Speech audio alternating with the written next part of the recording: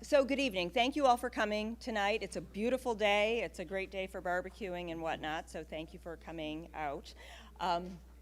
You do have a copy of the PowerPoint. They're small. It's 4 per sheet if you want to follow. Oh my gosh, look at them creating magic behind me. All right. The presentation you're going to hear today and the handouts and the exercises are all provided by the Michigan Association of Planning. We are located in Ann Arbor. I came from Dearborn today. Beautiful drive, blue skies, lots of beautiful trees. My name is Amy Vanson, and I am the Michigan Association of Planning's Director of Information and Programs. That means that I develop educational workshops like here we are. I'll sit back here and I'll switch it as you move around. Okay. You just tell me when to hit the button. There we are. All right. This is going to be interesting. So, anyway, so yes, I'm the Director of Information and Programs at the Michigan Association of Planning. That means I develop workshops like this one, although I did not do this one. My colleague Wendy Ramson developed this one, but zoning administration, ZBA, that sort of thing, that is part of what I do. Also present them to all of you nice people, and we also have a magazine that comes out every other month, and I write for that and edit that. Next slide, Megan, thank you. Before coming to the Michigan Association of Planning, I worked for the city of Berkeley for 18 years, doing some CIPs, not a lot. It was really quarterbacked by our finance department and DPW for the most part, but also did a lot of planning, zoning administration, some grant writings, mostly grant administration. Before we get started today, I do want to tell you a little bit about the Michigan Association of Planning. We are a membership-based organization, a 501c educational nonprofit. We are the Michigan chapter of the American Planning Association.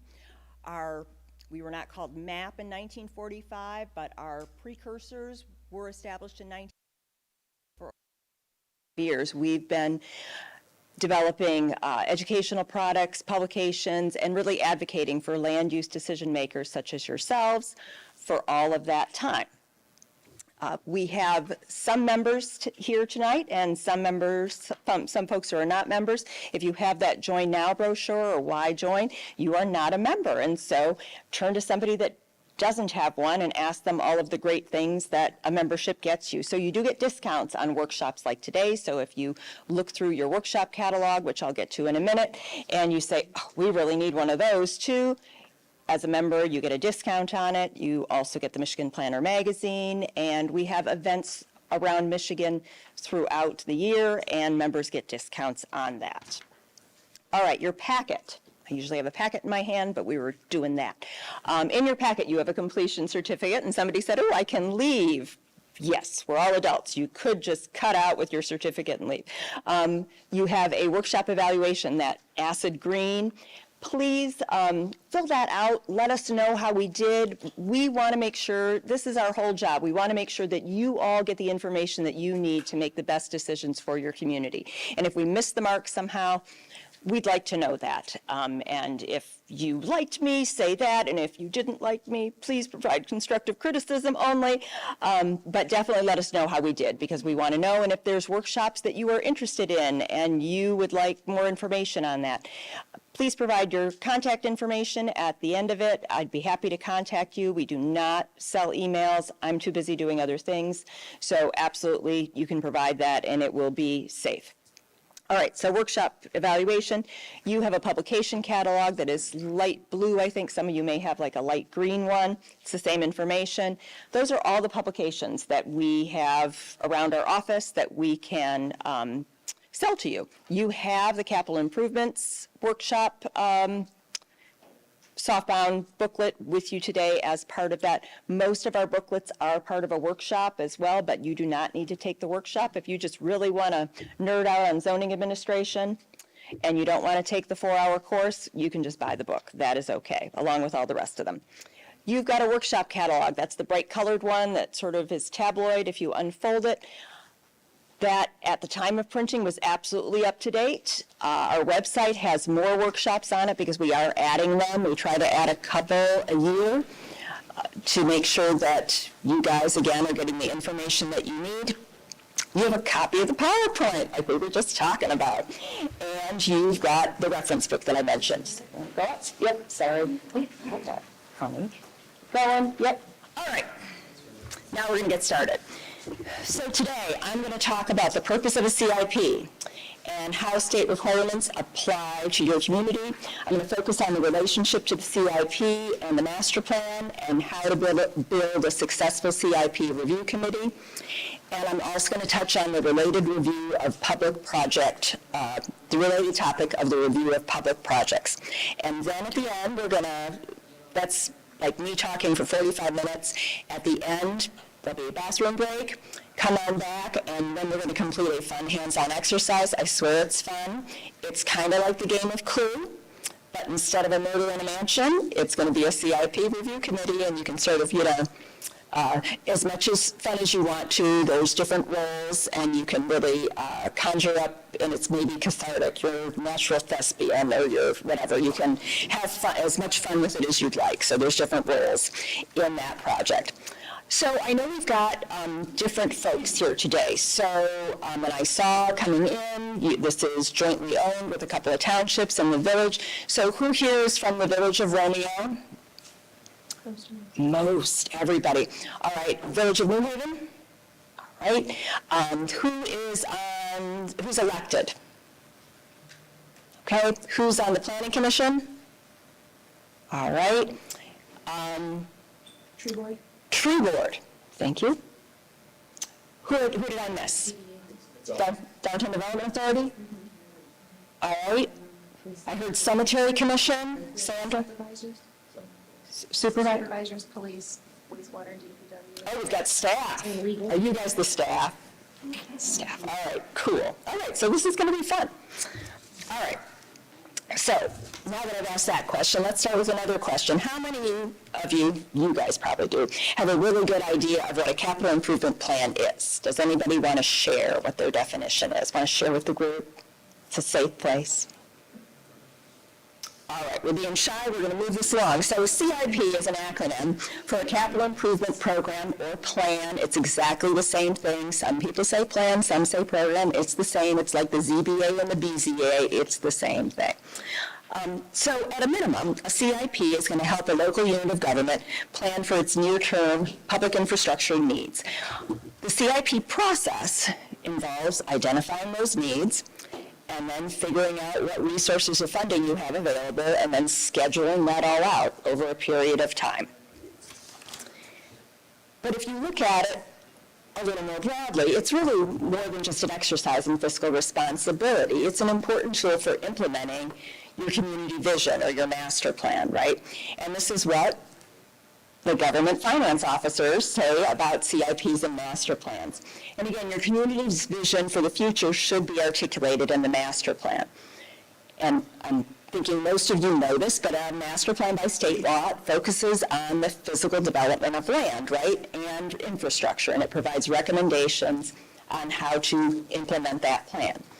And if you look at the enabling language in the state statute, it's really broad enough that it allows a community to integrate its visions for recreation, for sustainability, for downtown development, all of those things.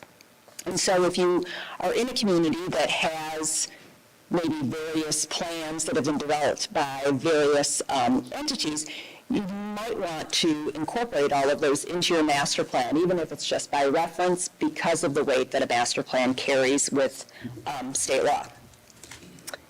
Next slide, please. Thank you, Megan. So unlike a master plan, which is a pretty foxy document, they really are, they've got bright colors and pictures and stuff, CIP is probably not going to be so foxy. It's really a series of spreadsheets, and you've got your public improvements listed, you got your years up at the top, and you've got how much money they're going to cost, and what funding is going to, where you're going to get the money from, what particular fund. The first year of the plan, of that capital improvement plan, is called the capital budget, and it's adopted at the same time as the annual budget by the legislative body. A good CIP is based upon a process that reviews and prioritizes capital projects, and today I'm going to go through a standard process that can be adapted for most communities. And since that process is not described in state law, unlike the master plan process, which is really described by state law, the CIP is mentioned in state law, and I'll get to that in a minute, but the process isn't. And so you can really adapt this process to meet your needs. Your CIP should be updated annually because new needs pop up, funding can change. Does Romeo or New Haven, do you guys do a 2-year budget or a 1-year budget? 1-year budget. So sometimes, some communities, if your finance director tomorrow says, I'm going to start doing 2-year budgets, in reality, you do a comprehensive 2-year budget, and then you still have to do an update the next year. You can do the same thing with a CIP. So if that happens, you would do a comprehensive CIP when you're doing that big budget, and then the next year you just do a simple update. Some of you may remember the 21st Century Infrastructure Commission, and this was something that Governor Snyder commissioned, and they did a lot of good work really looking at what needs to be done in Michigan to bring infrastructure up to 21st century standards. Part of that was, part of the recommendations was developing a statewide council or something that is really a clearinghouse or a database of all of the infrastructure in Michigan, because really what Romeo's got or what Ann Arbor has or whatever, there's no place where you can go to one spot and see what the existing conditions are for infrastructure. And so as part of that, the Michigan Infrastructure Council, which you can Google, was created. And they are trying to really get a database and do a lot of resources and schooling in this area as well. And they're called the Michigan Infrastructure Council, and we've worked with them a bit. And what we have found is what planning calls a capital improvement, the Michigan Infrastructure Council calls an asset. And so I say that because the last bullet on this says it builds on an asset management plan. And so when we were talking with the folks at the Michigan Infrastructure Council, we said, well, you're calling it asset management, but what we call asset management is an engineering evaluation. It's all trying to just get a handle on infrastructure, bottom line. So you don't want to wordsmith it too much, but for my presentation today, I want to say that an asset management plan is an engineering evaluation, usually with water or sewer, and it really looks at how to provide a desired level of service in a cost-effective way and reduce your risk of infrastructure failing.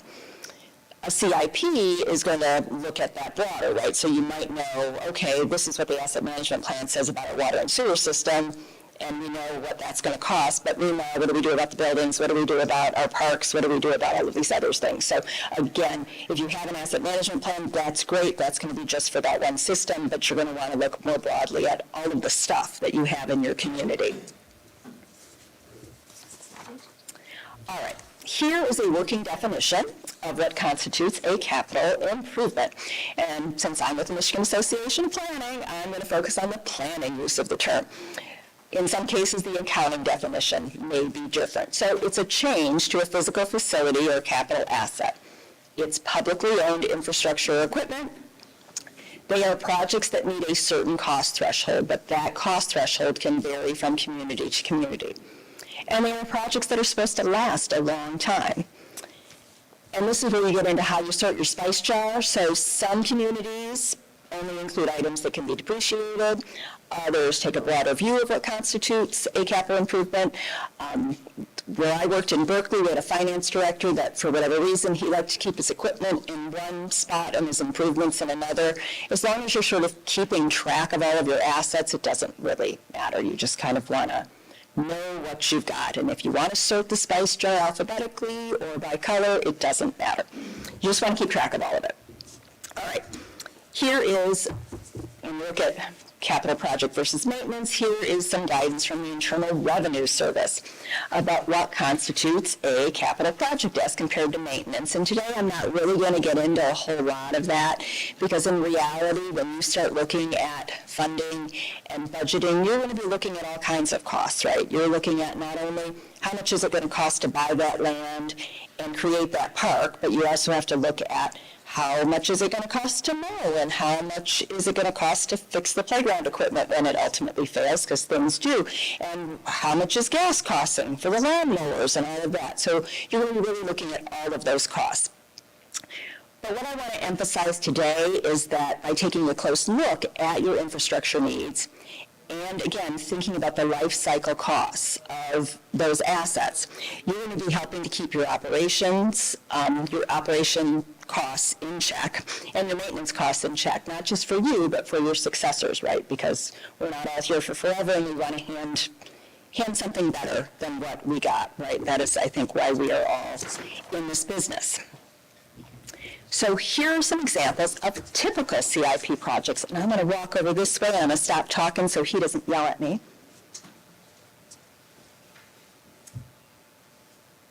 Not that he would yell, but he might yell. All right, so here are some examples of typical CIP projects.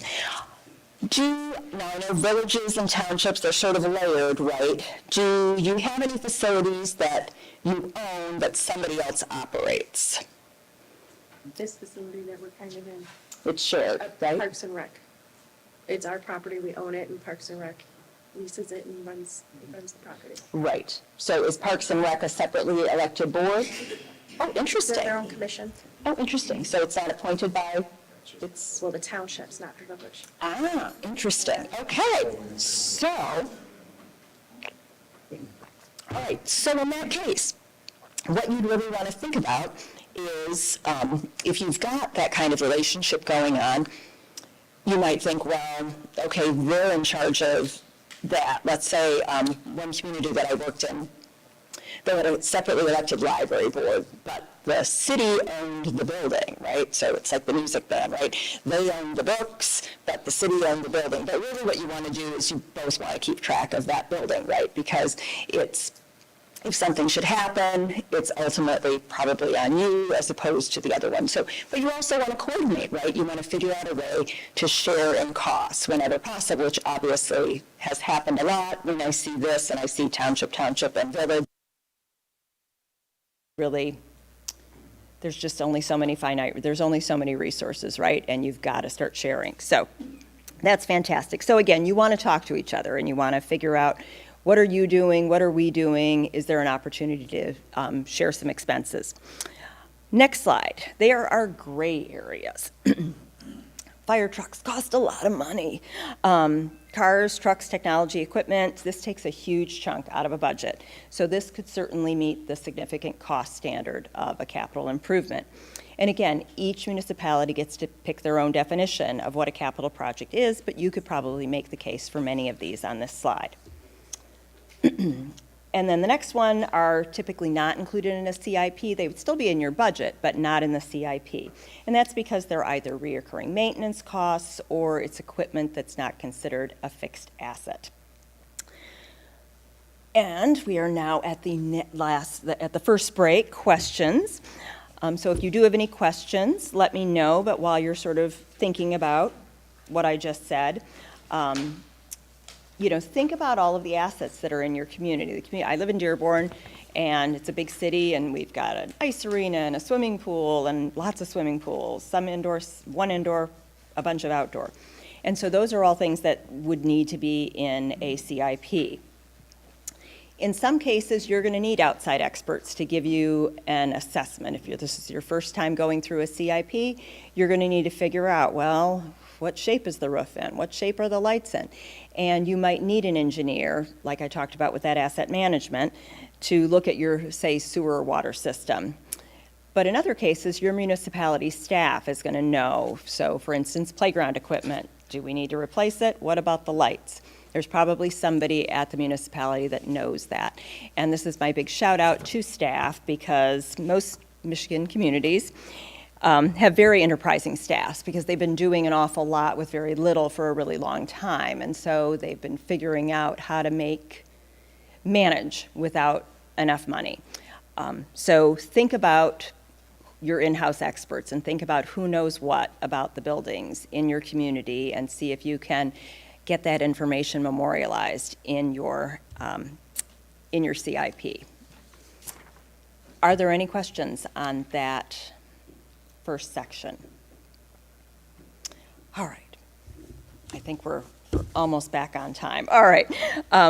So the next section is on CIP requirements. So anybody that has a building, right, is doing some level of capital, some kind of capital planning. So even homes, right? If your household, if you own a house, you're figuring out when the roof's going to need to be replaced, when that furnace is probably going to need to be replaced. Do we need to do something with the patio? When are we going to need to paint the deck or stain the deck, whatever? And so businesses and institutions all are doing that as well. Municipalities have some mandates that they have some specific parameters that are set by state law, and I'm going to go through those. The Michigan Planning Enabling Act, which is the statute that authorizes communities to plan, states, and this is a quote, to further the desirable future development of the local unit of government under the master plan, a planning commission, after adoption of a master plan, shall annually prepare a capital improvements program of public structures and improvements. So if your community has a master plan, under state law, it is obligated to prepare a CIP with one big unless if it's a township without public sewer or water. And the Michigan Economic Development Corporation requires an adopted CIP to be eligible for most of its grant programs now. And again, even if you were a township without water or sewer, you probably have a building that you're meeting in. It's probably going to need a new roof. It might need a new parking lot. So it's really responsible government practice to have even a small CIP in those cases, just so that your successors know when they're going to need to change that roof or repair the roof or replace the roof.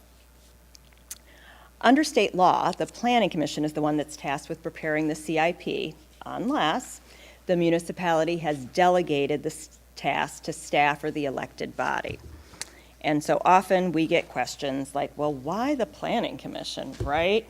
Shouldn't it be done by staff or the accountant or that DPW that always seemed to get all of the money in the city that I worked in, or not all the money, all the stuff? The answer really goes back to the language in state law, which is to further the desirable future development of the local unit of government under the master plan.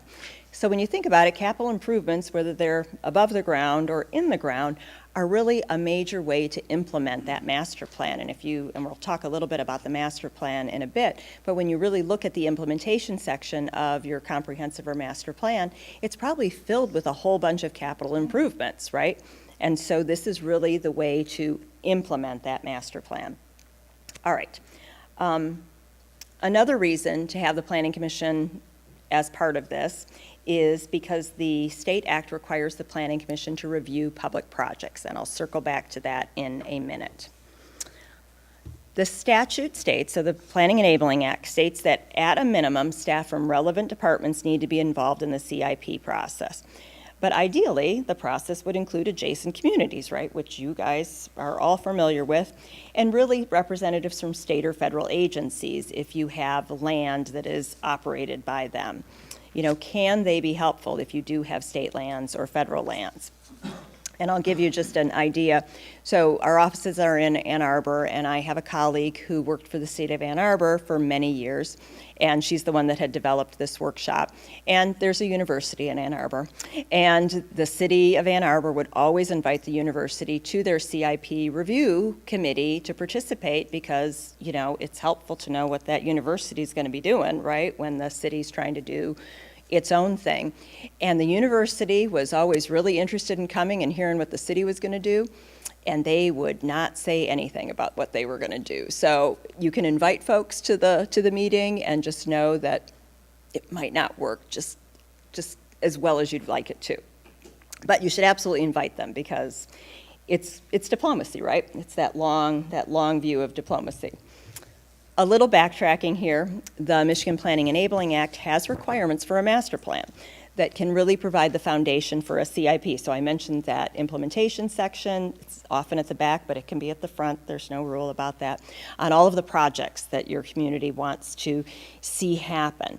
There's probably also a chapter on public facilities and also on infrastructure, sort of when are you going to extend sewer water, when are we going to widen roads, that sort of thing. And so those are really great foundations for a new CIP, is just taking that and seeing what is it that we want to do? And then you're also going to do your asset management plan and your inventory to figure out what it is that you have. All right, getting back to the public project review that I mentioned, we have found that many communities are not aware that the Michigan Planning Enabling Act requires the Planning Commission to review and approve public infrastructure projects. And this isn't the new fire truck. This is new parks, new structures, new utilities, maybe a road widening, that sort of thing. And here is the process. Again, is this something that your community is doing? And I'll give you a, for instance, again, of how it's good to do it. It might not always work out the way you want it to. So I just gave you the Ann Arbor example with the University of Michigan. I'll give you an example from where I worked.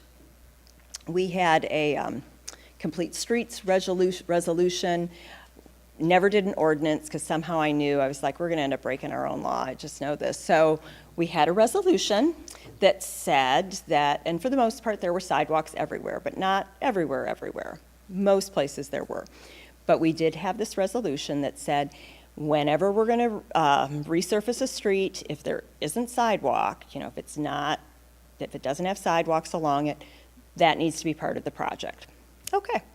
So we were going to resurface a half-mile section of road that really needed it, and it did not have sidewalk along one section of it. And so I was in the pre-construction meeting with the engineers and the DPW director, and I'm looking at it, and I said, you need to put sidewalks in. That's, we have a resolution, it's been adopted, yada, yada, yada. Oh, well, yeah, I don't think we can afford it. And I said, well, can you put it as an option or an alternate? Well, yeah, usually, but because of the way the funding was, they couldn't do that. And I said, well, this is going to be a thing. When it comes to the Planning Commission, for them to review this, it's going to be a thing. We said this is what we were going to do. They don't put it in. And so it comes to the Planning Commission. As it turns out, we would have had enough money to do it. But at the time, they didn't know that. So it comes to the Planning Commission. Of course, the Planning Commission all says, where are the sidewalks? And again, the engineer and the DPW, well, we just don't think we'll have enough money, blah, blah, blah, blah, blah. But now it's at a public meeting, right?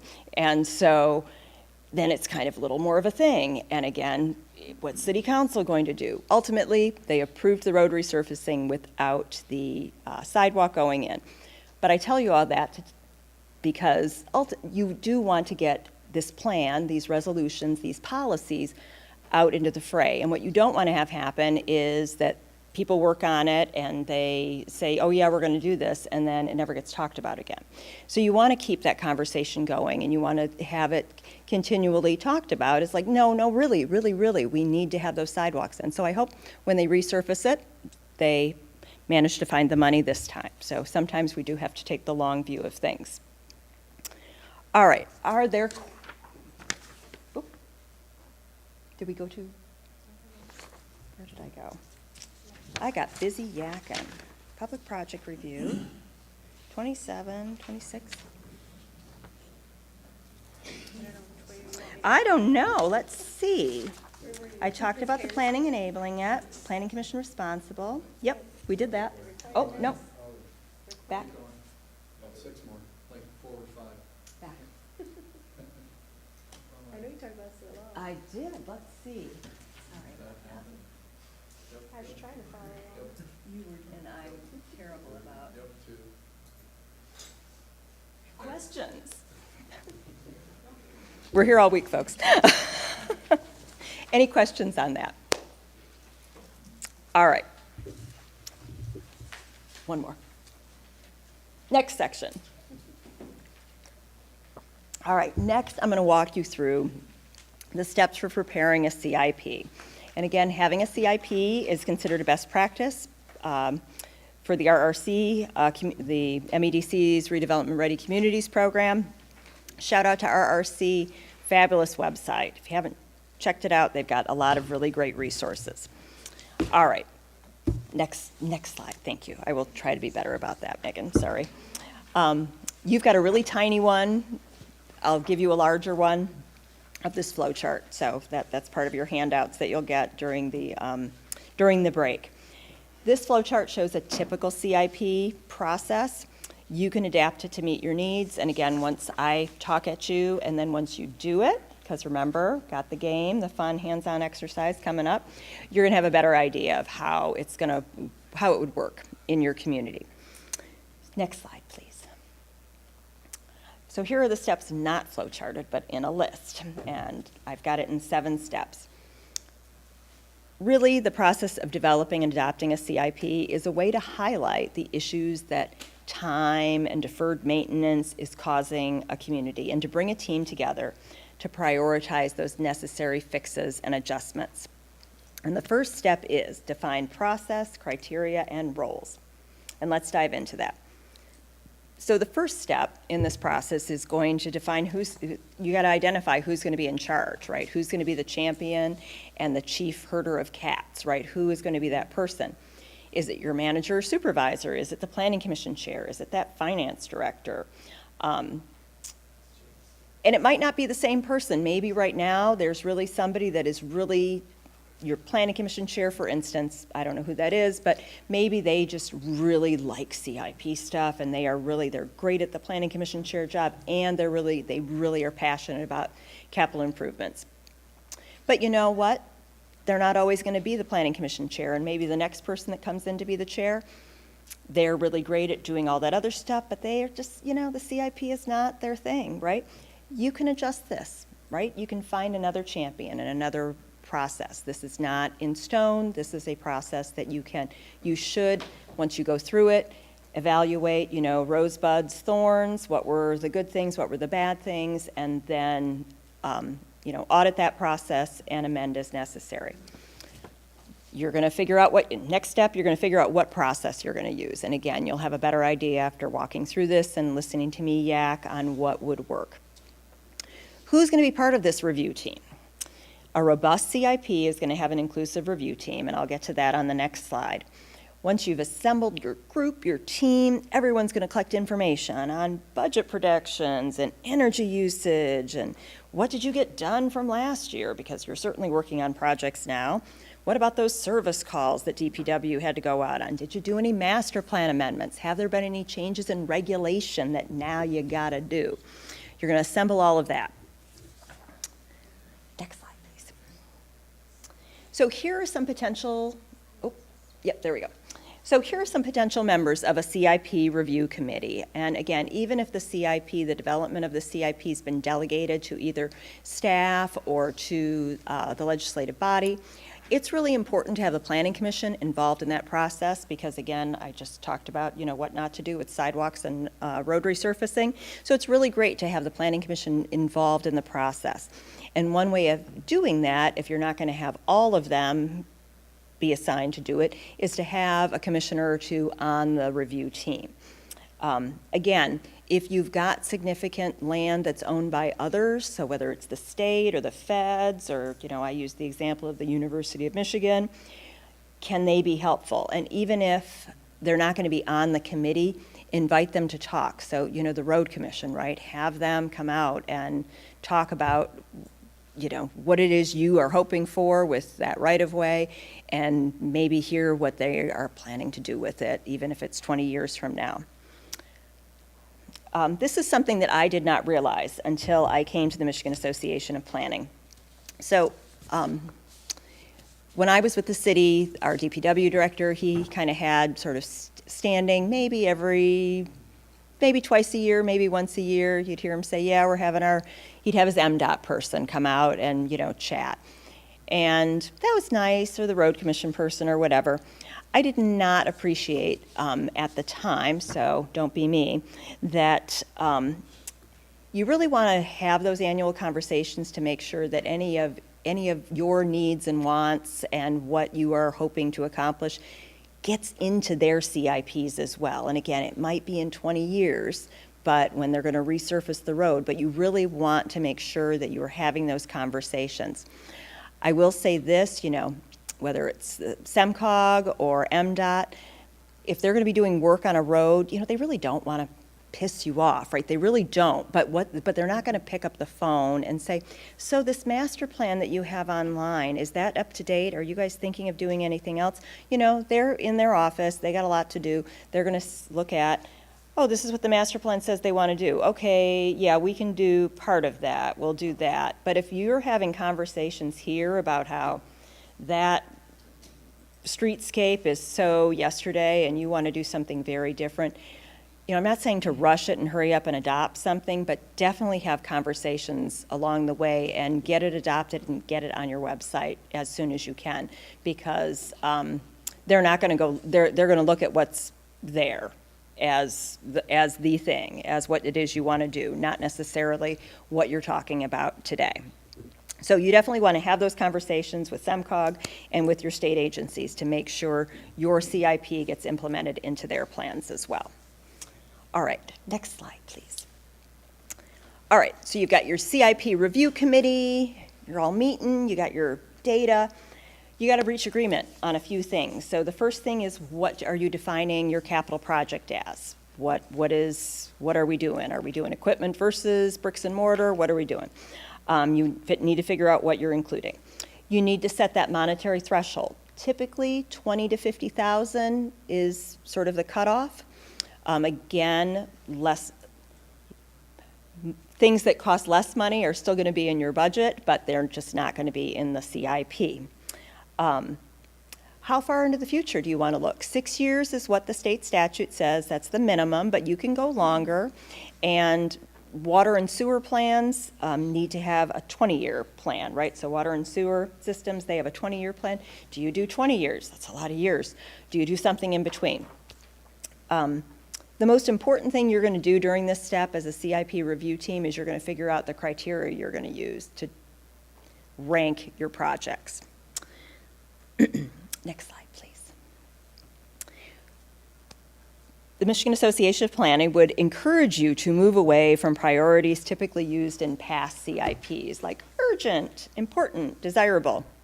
Very subjective, and especially if you've got one department saying this is urgent, you're going to have another department saying, yeah, they don't need that. They don't need that. I need my stuff.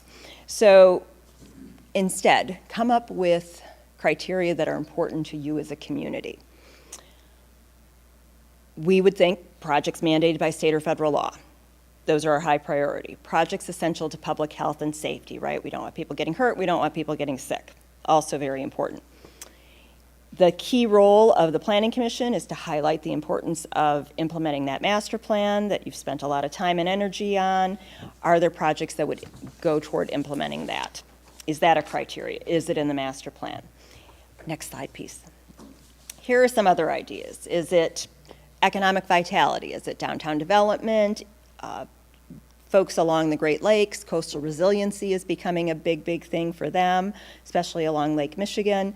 Is it reducing energy usage? Is it promoting sustainability? You guys get to decide this, but these are sort of big things, not just urgent, important, a list. These are big topics on, as a community, what are you going to need to move the community forward? And again, next slide, please.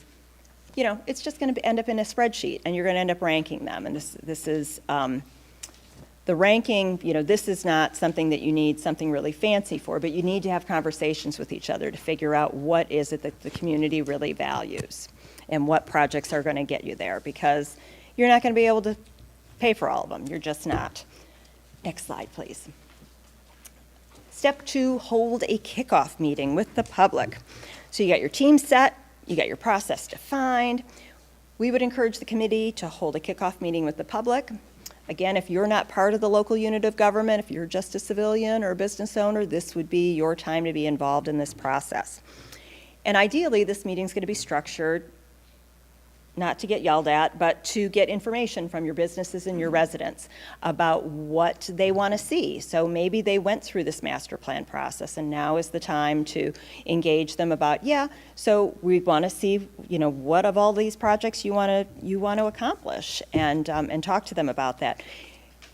Hopefully, you already know about infrastructure failing. If there's some sinkhole in town, or if there's a retaining wall that's failing, hopefully you know about it. But if you don't, it would be better to know sooner rather than later. So this is an opportunity to have folks talk to you about what they want to see done. And again, you're going to have all of that, more information compiled.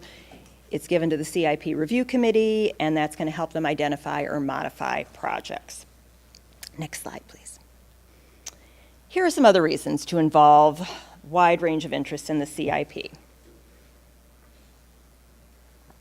So it's going to allow the community to talk about what needs to be done and what's already being done. You know, I've been in this business for, when did that happen? 30 years.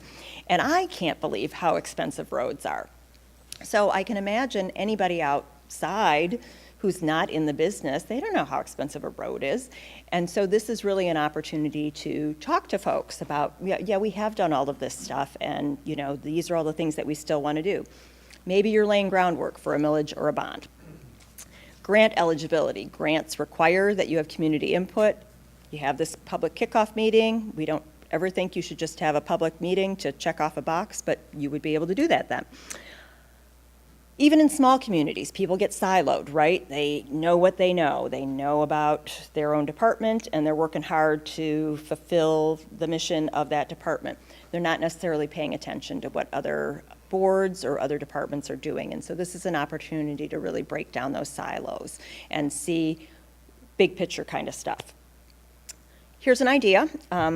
We had at 2 separate meetings, again, in the before time, the Belle Epoque time of 2018 and 2019, Rogers City and Boyne City, separately, because they don't touch, they each have regular monthly meetings between like their city officials, school officials, Chamber of Commerce, and neighboring and underlying agencies, really to keep communication open. And I got the idea, it was like Tuesday morning at 10 o'clock at some restaurant, or maybe they had it at a meeting, and it was really a way of just kind of checking in with everybody and saying, yeah, you know, we've got this project coming online, we're going to be repaving this road, yep, we're going to be doing this, we've got a school thing going on, and really a way to talk about what projects you have going on, like, you know, if you've got a couple jurisdictions and all the roads are going to be closed in town, that's bad. You kind of want to talk about that ahead of time.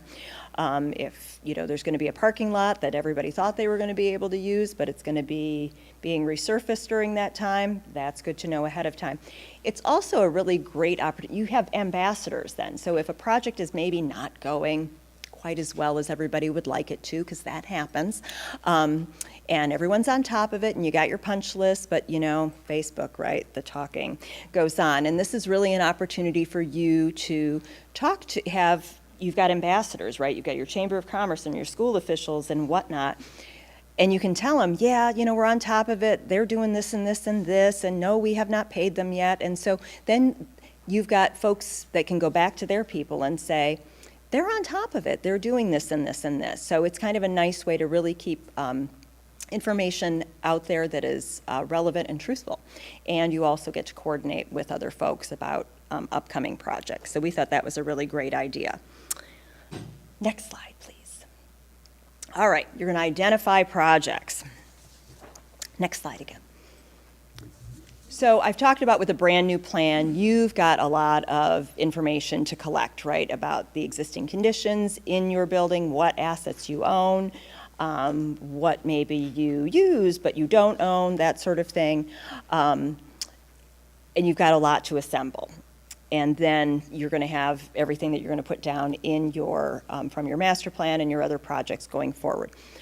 The first year is the toughest year, right, because that's a whole lot, but your first year's 2 becomes next year's 1, right? And so then there's not as much work. You're just building forward year by year at that point. What you might want to look at going forward is you're going to certainly look at changes in regulation, and if anything broke in the meantime, if there's new funding sources and you can, you know, finally move some stuff up, that's what you would look at. You might look at, I talked about talking to your municipal experts about who knows what in a community, but maybe, and about the buildings, but maybe you really decide, you know, the city halls, the city that I worked in, the city hall was pretty old, and really, you know, single pane glass and that sort of thing, and it's like, is this, I don't know, because I'm not an architect, is this building worth keeping? You know, are you just putting good money after bad? Can it be saved? Has it just sort of lived its life because it wasn't really built great to begin with? Those are questions that an architect could give you information on. And so maybe that's something that you do moving forward. So there's always stuff to do. Your departments are going to communicate what it is that they want. You have an example of the application in your book.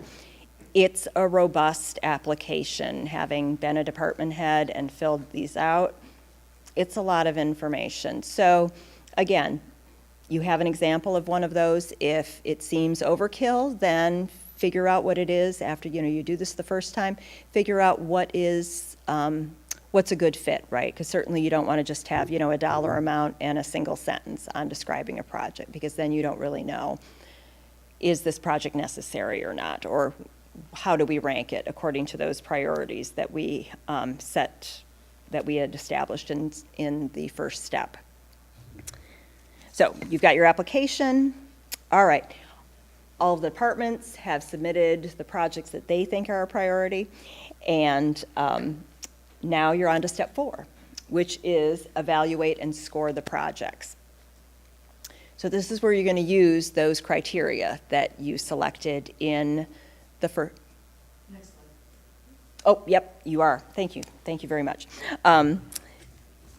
So this is where you're going to take those criteria that you established in step 1, and you're going to grade the projects that have come in based upon those 3 to 5 criteria that you've picked. This is going to be time consuming, right? Because you're going to have an application to read, and you've got it, and they're probably all good projects. So, but how are they going to rank according to the criteria that you established? And again, this is rather than having the proposing department decide whether it's urgent, important, or desirable, this is the review team deciding what is going to implement those criteria that you established in step 1. Each team member is going to rank the projects. You're going to total everything up and then see what came out on, what's really like how did they all rank when everybody got together? And then you're going to meet and you're going to adjust as necessary, right? You're going to have some discussions. So now you've got a list of what you want to do. You know what you want to do. Next slide. Oh, yep, you are right there. Thank you, Megan. So step 5 is prioritizing the projects within that list. And this is when you look at the money that you've got available to you. So you look at you match the projects with the available funds, and you assess whether you have the capacity to complete the projects. Funding sources may be limited, right? The DDA money can only be spent in the DDA, and you might have a millage that's only for parks and recreation, so you might have to allocate or adjust according to the funding pots. But this is when you're going to look at what can we afford. Next one. Thank you.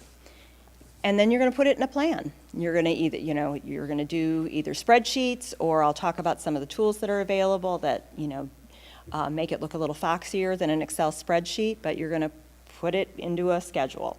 You're going to end up with a spreadsheet for at least 6 years with projects and their funding or their anticipated funding, and a target year for completion. Typically, unfunded projects are going to be packed into year 7, or they might be in an appendix. Step 7, review and approve. Review and approval. Next slide.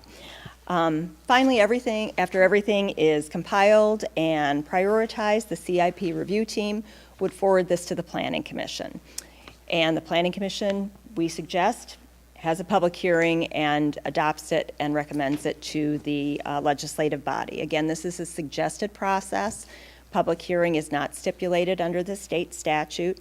We think it's a good idea. Again, you want to be as transparent. You want to show that you are moving that master plan along. You've worked hard on this. You've probably worked months on it, and it has been there's been probably difficult decisions that have had to be made. So you want to get that out there. You want to communicate that to the folks.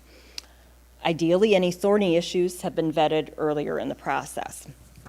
Ultimately, the elected body adopts the CIP, with that first year being incorporated into the annual budget.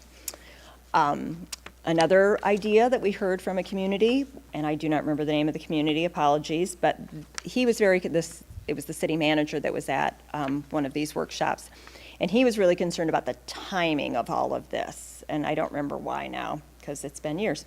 But he, in order to address that timing issue, he had the CIP review and approval as part of, they always had an annual joint meeting between the Planning Commission and his city council, the legislative body, And so the CIP review and approval was held when they were all meeting together anyway. So that might be something that you might want to think about as well. That was a big, long process that I just talked at you. Do you have any questions on it? Yes, sir.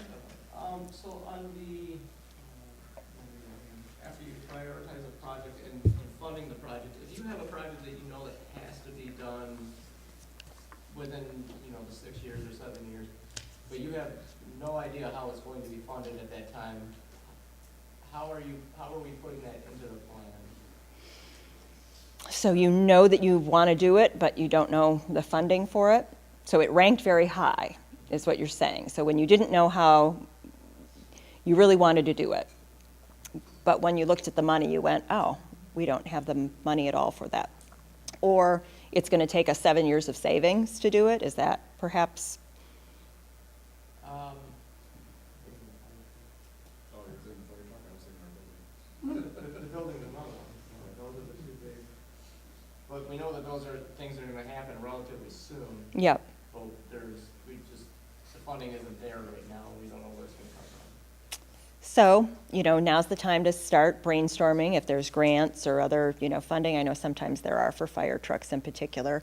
If it's a building that needs to be done, is that something you start laying the groundwork for a bond or a millage? And you start communicating it with the public that, look, this is how much money comes in every year. This is how much money, for operations, right, in your budget, and then this is how much money we have left for capital improvements. And so it's going to be whatever it is, 5,000, 10,000, 20,000, whatever it is. And it's going to take us this many years to save up, and that's if we do nothing. And that's, those are hard things, because, yeah, you do need a fire truck, right? It's tough. That's one of those where you gotta communicate with folks, and no one understands how expensive anything is. They just don't. And I'm sure it's just gotten so much worse now. I mean, I know it was like ridiculous. Again, can't believe how much streets cost, or fire trucks. So much. Any other questions? No. All right. So thank you. Next slide. Did you have a question? No. Okay. So before we move on to the break and the hands-on exercise, where you get to try out this process in your fictional community, I'm going to take a few minutes to go over funding and programs and tools that may help provide you with additional support. And you let me know of additional programs that have come online, if there's other ones. Next slide. So there are various tools and programs, and they're on this slide, that can make the job of data collection and analysis easier and make it look really pretty too, which is important to communicate to people. I don't want to just say it's, lipstick on a pig. It's important to communicate that. But I do want to emphasize that the process of involving those various stakeholders, that sausage making, and determining what a community values cannot be done with a computer program. The computer program is only as good as the data that you punch into it. But as the year progresses, and you guys all know this, the staff's going to need a way to track the progress, right, of these projects. Did they get started? Are they on time? Are they within budget? Is there a punch list? What's going on with these projects? And the legislative body wants to know about that as well. They want to know because they've got people asking about it. So you do want a way to keep track of that. Software is available in Michigan, and maybe they did this during, the pandemic, although I doubt it. In Michigan, BS&A is a financial software. However, it doesn't really get into CIPs and asset management. It's great for budgets. Munitrex is a software that is made for CIPs and asset management. But I really think this is your $1 million idea. Figure out a way to have Munitrex and BS&A interface, because I don't think they talk to each other. So if you have BS&A for your budget, you put all of the information in, and then if you want to have Munitrex, which really is a great tool, and it's really robust for the asset management and the CIP, you have to enter the data in all over again. It'd be nice to not have to do that, is what I'm saying. I mentioned the Michigan Infrastructure Council earlier. They also have some great tools available, so check out their website, and they're a great organization, and they can also provide you with some tools.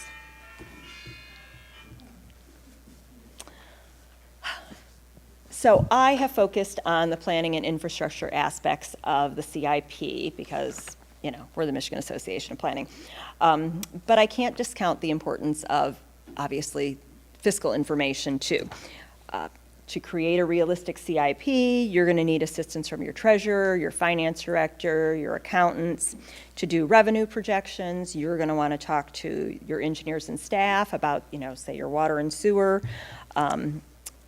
You're going to want to talk to other municipal staff about, like, how much is this going to cost to do this?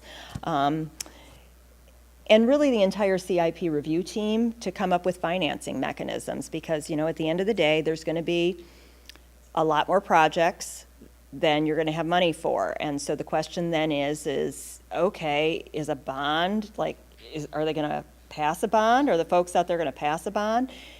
Because you really don't want to put that on the ballot and have it not pass. That's bad. So really, your CIP review team can really take the temperature of the community and decide, well, maybe a Headley override's the way to go.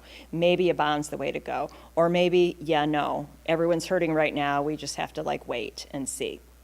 So again, one of the biggest frustrations, I think, is doing this process and coming up with a really great list of awesome projects that are absolutely needed, and realizing you do not have the money to do all of them. And I just want you all to know it is not anything that you did, it is not anything that you broke, it is just the way things are. So you are not alone. So don't feel like you are. All right, we could probably spend another 45 minutes or so talking about funding alternatives, but we're not going to. So here are some common ones. If you have had success with some other ones, please let me know and we will add it to the slide. We'd like to know about that. Anybody have anything that they had success with? All right. If you think of something, let me know. Next slide, please. So stay informed, right, about sources of money. Has anything happened with, you know, ARPA? I know it's been sort of slowly circulating down. Has anybody gotten any kind of money with the? We got our normal ARPA funds. You've got the normal one. It Yeah. didn't. Nothing really big came in though. But nothing. No windfall. Not yet. Have you heard anything from the powers to be about when it's coming or how it's going to get distributed? Nope. Okay, that would be good to know. All right, it's coming. Don't know how, but it's coming, right? All right. This is a quiet bunch tonight. Thank you all for coming on a really beautiful day. So we're going to take a 5 or 10 minute break, and then we're going to, you guys get to try this out, right? So break into groups of, like, I think Megan put 7 is good. So we'd like to see groups of 6 to 8 for this exercise, because, you know, it's like the game of Clue. So you don't want to just, like, be by yourself, or if you only play 2 people with the game of Clue, I learned that, right? You know who did it, because you got to have 2. All right, so take a break. Move things. Say sit back down at 7:20, 10, 15 minutes. How about at 7:20 we come back? Sorry, shouting. 7:20 we come back, and I'll have passed out stuff. So that we can get started, okay? And I'll walk you through it.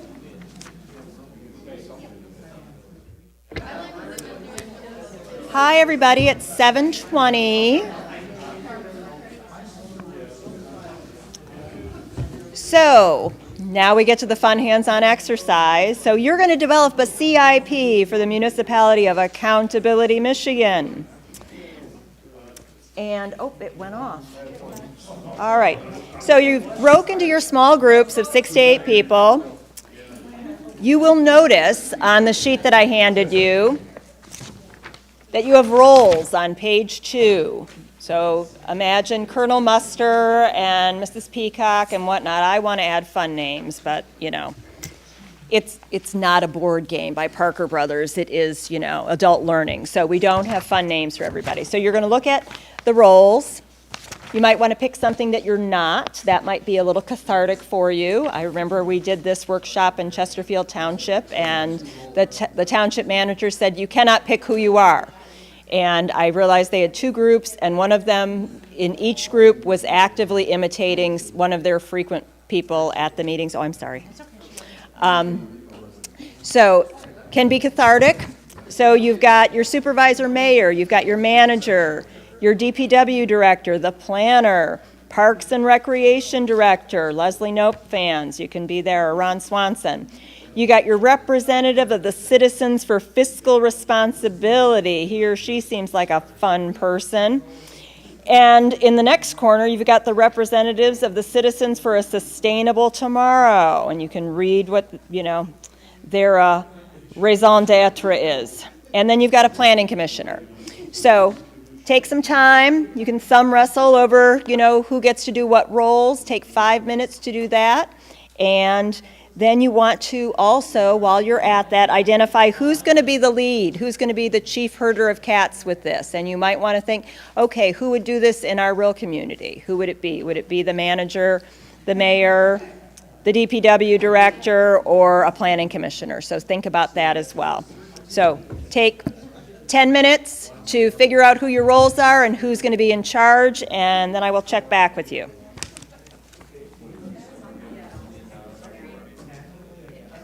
How's everybody doing? Have you figured out your alter ego for the next half hour? Good? Everybody good? Everybody good? Okay, next step. I handed you all a spreadsheet that has a list of projects. And you'll notice at the top that there are, those touchy-feely things that I talked about. Not that health and safety is touchy-feely, but it's not important, urgent, or whatever. Contributes to health, safety, and welfare. Needed to comply with local, state, federal law. Remediates an existing or projected deficiency, so on and so forth. So, you all need to decide, for the purposes of this evening, just so that, it can get sort of unwieldy if we pick 5. So, agree on 3. 3 of those top categories that are going to be important to you that you're going to grade these projects on. And just put a line through the ones that you don't want. You'll see that there's an other, so if you really feel passionate and you want to go a little bit rogue and all agree on an other category, that is fine as well. So pick 3.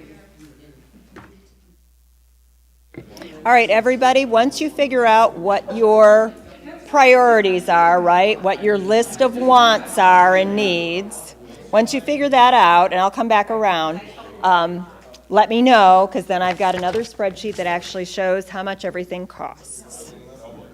So, this is, first you're just working on what you want. So I know everybody is really diligently working right now. If the PowerPoint was still on, it would say the last 10 minutes are for reporting out to everybody. So give yourself about 7-8 more minutes to do what you can, and then let's share with what our impressions were, okay? So how are y'all doing? Are you ready to report out to the group on your impressions? Okay.